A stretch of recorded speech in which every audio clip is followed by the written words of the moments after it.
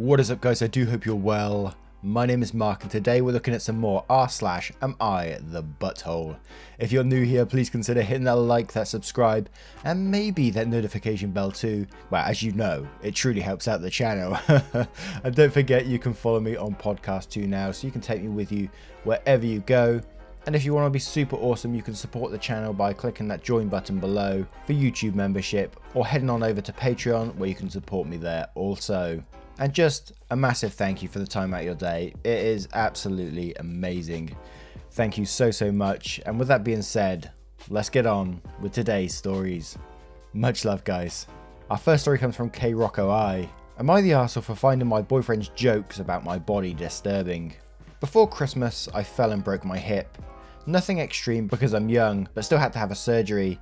Until February, I only moved to perform rehabilitative exercises. The pandemic happened and I wasn't able to do anything, which made me grumpy as I'm used to at least walk a lot. Finally, 2 months ago, I was allowed to start slow Pilates sessions and also yoga. I don't think I gained that much weight, but definitely lost some definition ab-wise, as I'd been used to working out frequently. Frankly, I was scared shitless of gaining weight, as I had an eating disorder when I was younger, and occasionally I either get concerned about my weight or concerned about being concerned about my weight. Surprisingly, I'm almost proud of myself because not only I managed to get my good old bone moving again, but I also didn't have problems with having a bit of a tummy.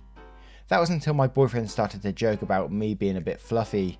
He knows about my past problems with food, so I assumed it was a weird slip-on. Then he did it again and again and again, telling me I wouldn't fit into my slacks after eating an ice cream, or that I looked like I was preggers.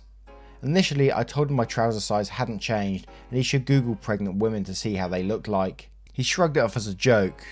So I found myself doing some weird things when I was ill. Playing with food instead of eating, trying to count calories, watching myself in the mirror, etc. And hadn't done them for 3 years at least. So next time he made another quip, I got angry and asked him never to comment on my body again. Even if I gained weight and had an arse of a horse, he should be happy I was able to walk.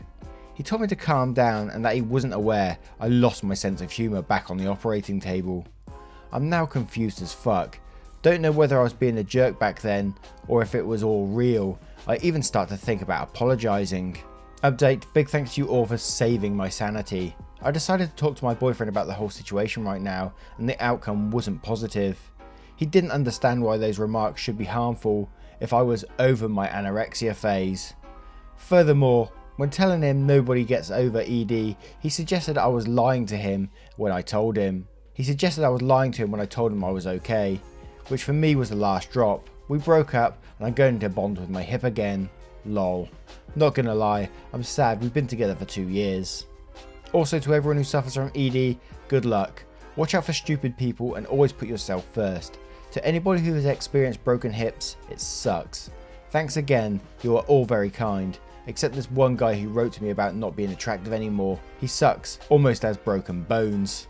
So let me get this straight. This guy knew about your previous eating disorders and still decided to make those comments on your body. Holy fuck, what a moron. And I'm glad you got rid of that guy. What can you say to someone like that? What an idiot. I have a good friend who's been through eating disorders and things, and it's no joke. And as the OP said, it never leaves them. It's always sort of on the back of their mind when they talk about it to me. They always mention it and things. So yeah, it's a lifelong thing. But let's go down into the comments and see what we can find. Anxiety Campaign says, he's gaslighting you. There is no excuse for him to comment on your body when he knows you've had the eating disorders. He knows this, and that's why his comment shifts the blame to you, not the arsehole.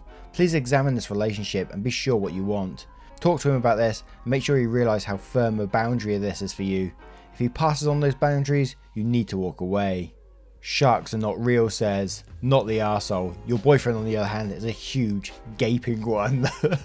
Mesa Cat says, you are definitely not the arsehole. Your boyfriend knows you had an eating disorder and thinks it's okay to make jokes about your weight, then tries to gaslight you into apologise when you rightfully get upset. He's a big time a-hole and this is a giant red flag. Cowboy42 says, not the arsehole, a joke is supposed to be funny, not mean. As soon as someone has to clarify that they're joking, the joke's gone too far. Be forceful, your mental and physical health is worth more than his terrible attempts at humour. It's worth more than the relationship he's tearing down by tearing you down. And once again, I turn it to you guys. What do you guys think of this story? Let me know in the comments below, and don't forget to vote on that poll in the description for story 1. Our next story comes from Paniel K. Would I be the arsehole if I give my deceased father's partner one day to move out of my house? Honestly, I need a new family. It's just been drama since the day my dad fell ill, all in a previous post. My dad was with his partner, Jane, for 5 years when he passed away. She didn't help pay for his funeral or help with anything really. I was quite close with her before dad passed. So in England we have council houses, and my dad lived in one for 12 years with my younger sister. Both their names were on the tenancy agreement, therefore the house is now in my sister's name, due to my dad passing away. Jane has been stopping in my dad's house since he passed, and originally my younger sister was going to give the house up. However, we've had a change of heart, and wish to live there ourselves. Jane had an agreement with the council that she could stay there for up to 4 months, until she found a flat, if she paid the rent. She's not allowed to stay in the house permanently because it's a 2-bedroom. However, she hasn't had to pay any rent. Now there's £1,400 of arrears, all in my younger sister's name. She knows we're having the house and she's aware she should have paid the rent. However, she doesn't care and has no intention of paying the rent that is due in July 17th. So that's now my responsibility, despite the fact I'm not staying there yet. I wanted to drop my stuff at the house on Sunday, and she wasn't best pleased as she was having tea with her boyfriend in my dad's house. Bearing in mind it's only been 4 months since my dad passed away. She refused to give me my dad's key as she lost her own. She told me that the council have said she's allowed the house, however that is not true in the slightest. Basically, I've spoke to the council today. They're willing to change the locks tomorrow, which would mean Jane is essentially homeless. However, I think she could stay in a new boyfriend's until she finds somewhere. Usually I'd be more than willing to help, however she's using my younger sister's childhood bedroom and bed to sleep with her new boyfriend. She's moved all of my dad's furniture, so his bedroom is bare now. She's not paid any rent, and when I've said to her to speak to the council about finding a flat, she's refused. She only has clothes at the house, all the furniture belongs to my dad. One of my friends told me I'm being quite cruel, I should give her more time, but I just feel that at this point she's being disrespectful and doesn't deserve it. She's had 4 months to find a flat, and she's not done anything to help herself. So, would I be the arsehole if I gave her 1 day to leave the house? You know, when I first come into this story, I was thinking, yeah, you should really give someone at least a little bit of time to find their own place. But as the story went on, it sort of got worse and worse. First with a £1,400 in arrears, which she's just totally refusing to pay, which is just bullshit in itself. And then her having a boyfriend so soon after your father passed away and having him in the house as well. Obviously getting up to all sorts. In your younger sister's bed. You fucking hell. But if I was OP, I'd probably just document everything at this point, because I think it's going to be pretty hard to just kick her out. The council won't just kick her out like that either. So it's going to be a bit of a battle. So you're best off documenting everything from now on, basically. But let's go into the comments below and see what we can find. 3.14 says, not the arsehole. This woman is a piece of work. Change the locks, box up any of her belongings, make sure to photograph everything before you put it in a box so she can't argue that it was damaged, and send her on her way. OP replies, yeah, she definitely is. I'm trying to be reasonable, but she's disrespecting my dad's house 4 months after his passing. Using my younger sister's bed is just disgusting in my eyes. I will definitely photograph everything. Thank you. Weekly Conversation 8 says, don't give her any more time. She's had 4 months to find a place and hasn't even tried. Get her out immediately. She's living rent-free in your sister's house and will continue as long as you let her. And yeah, just to clarify, while I do agree, like, get her out immediately, it's not going to be that simple. It never is in the UK. You can never just kick people out just like that. It just doesn't work like that. Even if you own the house, like bought it outright, you still wouldn't be able to kick someone out just like that. We found a true UK comment here. Rumhead says, not the arsehole, Jane can piss off. Shrek WPG says, not the arsehole. She isn't paying rent and it's been 4 months. She clearly moved on, so she should go. I find it quite disrespectful that she's bringing a new boyfriend to the house, to be honest. The OP replies again, yeah, I'm deeply upset that she's brought a strange man into my dad's house and tainted my sister's childhood bedroom. She obviously has no respect for my dad, otherwise she wouldn't treat his children this way. And again guys, I turn it to you. Let me know what you think of this story in the comments below. And don't forget to vote on that poll in the description for story 2. Okay, after going through the comments and stuff on this one, this next story is a strange one. So stick with me as we go through it. The next story comes from Royal Log 4433. Am I the arsehole for refusing to give my boyfriend parental rights over my children if we marry? My boyfriend is technically my ex-husband. We were married. We tried for years to have children. Getting pregnant wasn't the problem. Having a baby was. We had multiple late losses. Genetic testing revealed that the problem was solely on his side. To have children, we would need a sperm donor. We argued bitterly over it for a long time and came to a compromise. I needed a living child. He couldn't deal with using a sperm donor, so we decided to legally divorce. I'd go back to my maiden name, have a baby of my own, and after the child was at least sleeping through the night, we could get back together in some capacity. He said he was fine with being a stepfather, but not a father to a non-biological child, with all the responsibility. This happened, and when we moved back in together when my children were 3, it's been a few years since then. They've since actually bonded. My now boyfriend is talking about getting remarried, and is even floating the idea of adopting my children. He says that he's even changed his mind and will be okay with them calling him dad. I'm okay with a remarriage, but I don't want him getting paternal rights. My children call him by first name, which he insisted on. I had to do and pay for everything to do with having my children alone. We saw each other a few times during my high-risk pregnancy, and I gave birth with just my siblings for support. I did 100% of their care as infants, and now I had to learn to parent multiples alone. I have, up until last year, been their sole financial support. They are my children. He shouldn't get parental rights because he doesn't deserve them. He put me through hell to have them. I don't want to basically say that everything happened was a-okay and let him go back on his insistence when I still have every bit of his decisions affects me and my life. Some of our friends and his family say that I should be more forgiving and accept that it's hard for a man to accept and takes a while most of my family agrees with me. Now, do you see what I mean about how confusing this one is? So to break it down, they were married, they were having to have children, but they weren't getting pregnant because obviously the husband had a low sperm count or something like that, I assume. I don't know the full details, but they couldn't have children naturally together like that. So she needed a sperm donor to have children, which the husband wasn't happy about because mentally I'm assuming it's someone sleeping with her or something like that in his head, so he can't deal with that fact, or he just doesn't want children from another father. Something around there, right? So they're going to split up. She has the children, then he wants to get back with her once the children sort of gone through the non-sleeping phase, which is weird in itself. What the hell, man? And then in the end, she just sounds totally resentful for the whole thing anyway, but wants to get back with him. I mean, what the fuck's going on here? This is just a total mindfuck minefield. Let's go down in the comments and see what we can find. Sonia says, I'm really confused about this story. Why would you break up with the intention of getting back together? It wasn't okay with a sperm donation. Why is he okay with whatever you did to get pregnant? Why are you upset he wasn't there for any of the hard stuff when you seem to agree with breaking up?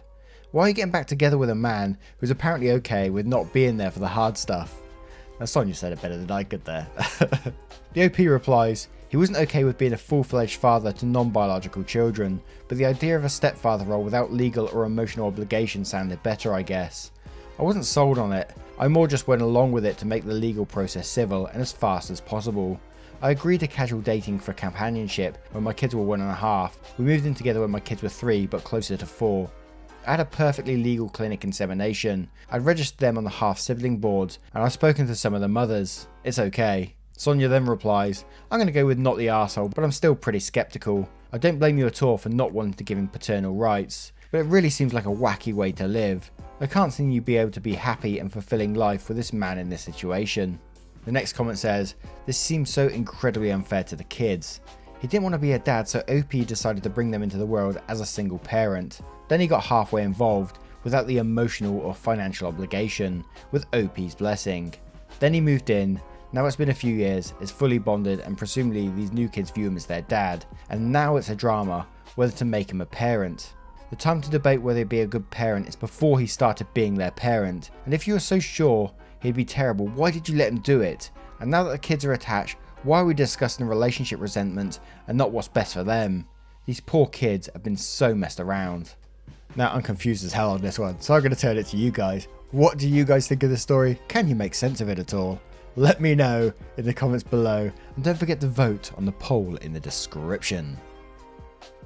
And the next story comes from Douchebag Throwaway. Am I the arsehole for honking my 16-year-old stepdaughter's hair bun? I've been a stepdad to my stepdaughter for 10 years now. She has super long, thick hair, and whenever she puts it up in a bun, I jokingly give it a couple of squeezes and say, honk honk. It's always seemed pretty harmless, and it was just kind of a silly game we've always played. But now she's older, she's telling me that I'm creepy for honking her bun. I respect her boundaries and stopped doing it, but am I the arsehole for doing it in the first place? Edit for a couple of reoccurring comments. Number 1, creepy is just her latest go-to word. She called me creepy not too long ago for drinking pickle juice. I probably shouldn't have included that in the OP. It's really not a big deal. 2, I never did this when her hair was done. It was always just when she got out of the shower or was lazing around the house. 3, I never did this in public or in front of her friends. I love a post like this. It's kind of innocent in a way, isn't it? But you asked for initially, was you the arsehole? I don't think you was the arsehole in this situation. I think it's a bit of fun when you're growing up. It's something that you've always done. You know, it sounds like you've been doing it for years and it was just something you grew up doing. The only reason I think you'd be an arsehole in this situation is if you didn't respect her afterwards and you didn't listen to her and you carried on doing it even though she's asked you to stop. If you respect the boundaries now, I can't see you being the arsehole in any way, shape or form. But we'll go down in the comments and see what we can find. Bruiser the Dog Rule says, nobody's an arsehole. Honking it in the first place doesn't make you the arsehole, especially since she never asked you to stop. But if you don't respect their boundaries at this point, you will be. The Real Scroter says, nobody's an arsehole. It's not inherently weird or creepy, but she's not out of bounds to ask you to stop either. You stop when asked, so everyone's cool. Excolo Verita says, thank you, this is the right answer in my opinion. It wasn't creepy to do it in the first place, and if she was okay with it, no arseholes. If she wasn't okay with it, but didn't verbalise it, that sucks. But still, it's not inherently creepy, so still no arseholes. How could you know if she didn't tell you, or indicate in some way? And it's good she finally spoke up. If she changed how she felt about it, most likely scenario in my opinion, then she spoke up, OP stopped, no one's the arsehole. And as I said, I think it's a pretty wholesome one. Pretty innocent one in the end. But what do you guys think of this story? Did your parents ever do something silly to embarrass you, like shout in the shops or sing at you and just make you feel embarrassed? And did you enjoy it or not? Let us know in the comments below, and don't forget to vote on that poll in the description for story 4. And the next story is from Mum and Ref. Am I the arsehole for the way I punish my son for bugging his sister? I'm a single mother of 2 wonderful children. The girl is 15, the boy is 17. Their father died just over 10 years ago. My son over the last few months has started making fun of his sister for having a period. He calls her breeder and blood monster. I've taken away his game system and computer, but he won't stop. I've spoken to him and even asked his therapist to address it with him. Both kids have separate therapists. Since their dad died, they go as often as they like. I've tried to help my daughter hide her period from him by having her share my bathroom instead of the kids sharing one, but he always seems to know. He will even start sniffing hard around her saying, it's breeder's time again. I know she doesn't smell, because if I let her, the poor girl will live in the shower during the time of the month. Plus she loves perfume, so she smells like a lotion store most days. She is really upset when the time comes, because her brother is making rude comments. I finally had enough. If he won't stop, he can be embarrassed. I went to the store and bought some very unflattering pads. The next time he made a comment, I brought them out and told him he had to wear them. It was the weekend so no one saw, but he stopped entirely. He went to his therapist recently and I came to pick him up and was asked to come in by my son for the last part. Well, the therapist is telling me I've hurt my son and has damaged his confidence. I tried to explain, but was just told to never do that again. Now my son is back to the breeder talk and keeps calling me an arsehole. Am I the arsehole for my punishment? There's clearly some mental issues here for that son to be lashing out like that. Obviously from his father passing away or something, but you know, to embarrass your own sister like that and make a period like it's something to be embarrassed, that it's a shameful thing to have, is, oh man. OP might have had her heart in the right place, but she totally messed up by like almost bullying the son by saying, look, you have to wear this pad. It just makes it look like it's a shameful thing to do. Like, you should be embarrassed to wear this pad. Now you have to wear it. She made it even sound like it's even worse, like it's an embarrassing thing to do. But the son's comments, man, around the sister saying it's breeder's season. What the fuck, dude? Let's take a look at the comments below and see what we can find. Glittering Patient says, everyone sucks here, and quotes, now my son is back to the breeder talk and keeps calling me an arsehole. Not acceptable. Send the therapist a note to tell him the advice has resulted in a rude adolescent who thinks they have the right to verbally abuse his mother and his sister. As a result, his services will no longer be necessary. Then find a new family therapist who can work on this issue, whatever larger issues your son has. DT Carter says, everyone sucks here. Your son is an arsehole, and hiding your daughter's cycles plus having him wear the pad to embarrass him just reinforces that as something shameful. I get a new psychiatrist for the son because he's damaging his sister's confidence for sure, but the psychiatrist doesn't seem to be addressing that. The OP replies, I didn't view it as hiding her cycle, more giving her some privacy for herself. Peachy Nola says, not the arsehole, so according to the therapist, you were wrong because you hurt his feelings and confidence. But what about the fact that he's doing the exact same thing to his younger sister? Maybe I'm the arse too, but I think that was extremely funny / clever way to handle it, and like you said, it was on the weekend so he didn't have to leave the house. Andriek replies, I agree with everything you said. OP, is your son's therapist also male? Because it sounds like a lot of male fragility going on. I would honestly try that punishment again, and if / when he brings it up to his therapist again, decline to talk to his therapist unless he's truly being fair. Your son might be embarrassed and hurt for a few weeks following, but it's better than your daughter feeling a lifetime of shame for a perfectly normal and healthy body function. And again, whilst you're trying to embarrass him, you're also telling him that is a shameful thing to be wearing one of these pads, that you should be embarrassed to wear them, so I don't agree with that part. Anyway guys, for the final time, I turn it to you. What do you guys think of this story? Do you think OP sucks? Do you think the son sucks? Or do you think everybody sucks in this story? Let me know in the comments below, and don't forget to vote on that poll in the description. Anyway guys, thank you for being here today. As always, you're absolutely amazing, each and every one of you. Blowing me away. Thank you so much, and I will see you in the next one. Take care now. Much love. Goodbye.